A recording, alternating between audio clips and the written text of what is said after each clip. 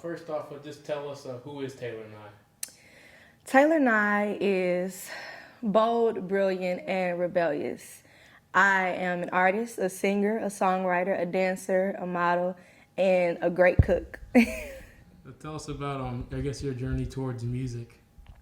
So basically, when I was 4 years old, on Christmas morning, my mom got me a microphone and karaoke machine, and I never put the microphone down. I've been singing literally since I was 4 years old, and I began writing in elementary school around 10.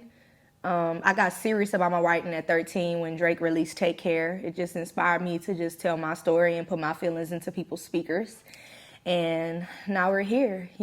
I dropped my first EP last April, and I've just been writing and creating as much as I can to put out in the world. Tell me, how much does that EP mean to you than when you just dropped? It meant a lot to me because it was a way for me to creatively express myself in a way that I had never done before. And it was fun, it was sexy, it was grown, it was sensual. And it was also a turning point for me in my redemption, with my final single, Rush. Tell me more about Rush. What is that song about? Rush is basically about me taking back everything that life took from me.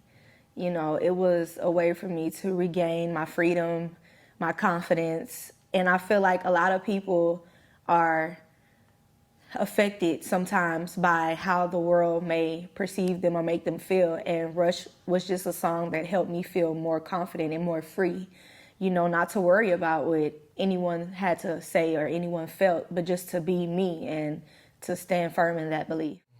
What's some of the struggles, I guess, that if you're comfortable talking about, what's some of the struggles you had to go through before Rush released that fit into that song? Well, I've been in situations where trying to express myself creatively kind of caused tension between myself and others when it was just always genuine for me, because I'm not trying to outshine anybody. I'm just truly being myself. And, it was many nights when I cried because I really just wanted to just fly, and just be me. And sometimes people may have a hard time accepting that. And when I wrote Rush, it was just a way for me to reclaim that. Well, what do you hope Rush can do for other people as it gets more publicity and more attention through what we're doing? Honestly, I just want Rush to make people feel good. I want people to hear my story, and I want them to feel confident to live in their truth, like I am living in my truth now. Rush was a healing experience for me. It was more than just a song or a single. It was definitely like healing for me. I don't know if we can say in front of Mr. Murray here, but your most recent recording on big stuff. What was the story behind that song? So I don't know, it was just fun. Like one night, me and my guitarist was just chilling, and I started freestyling just playfully, and he was just like, "Nah, we finna turn this into a song." So he got on his phone on GarageBand, and he just started making a beat.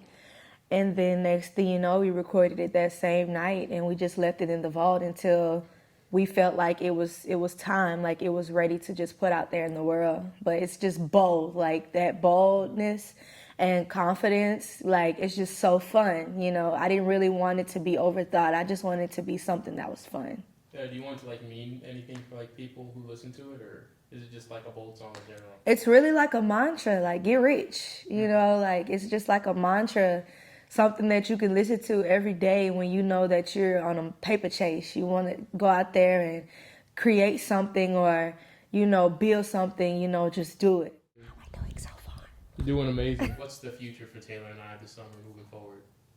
To create my legacy. I have tunnel vision. I have the utmost tunnel vision right now for my career and for my future. I've had so many obstacles in my past that was really difficult for me to overcome.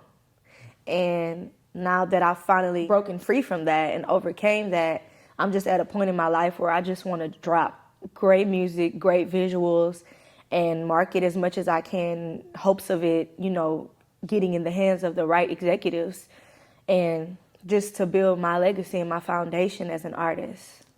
So what do you hope, or rather, what should fans expect from you in the future? In the future, I would just have to say evolution. Because every day I see myself evolving into the woman that I want to be, into the artist that I want to be, into the businesswoman that I want to be. And, you know, future references for me is just success. Is there anything else you want to add? What should people know about you? Is there any like cool stuff they should know about you? Fun facts? Fun facts. Fun fact about me is I am super, super diligently creative. Like, I'm the type of person, like, I love doing my own hair. I love doing my own makeup. I have actually made costumes from scratch for some of my music videos in the past, like my music video X, which was my first single I ever released.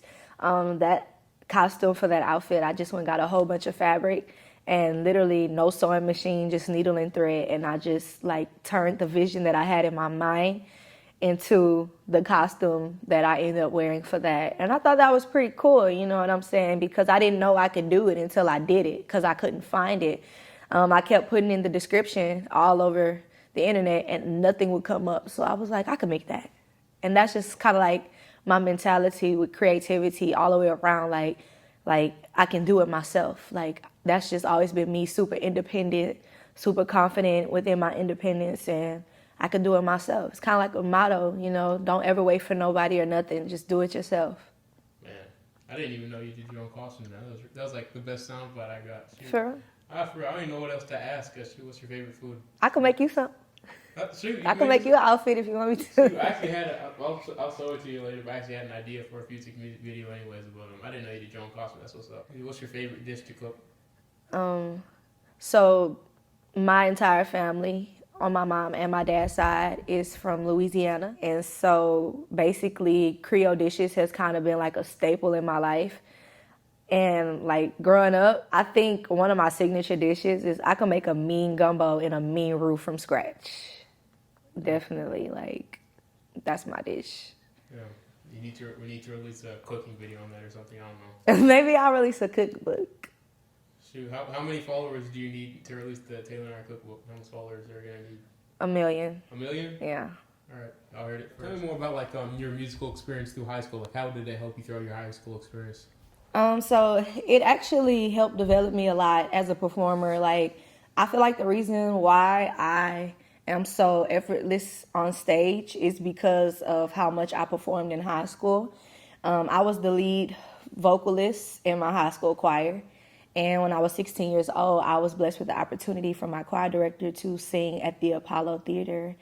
And it was a great experience. Our choir took a trip to New York for spring break when he asked me if I wanted to sing at the Apollo. And I definitely wasn't going to pass up that opportunity. So he put together 3 background singers in the choir for me, and I sung the finale of Dreamgirls.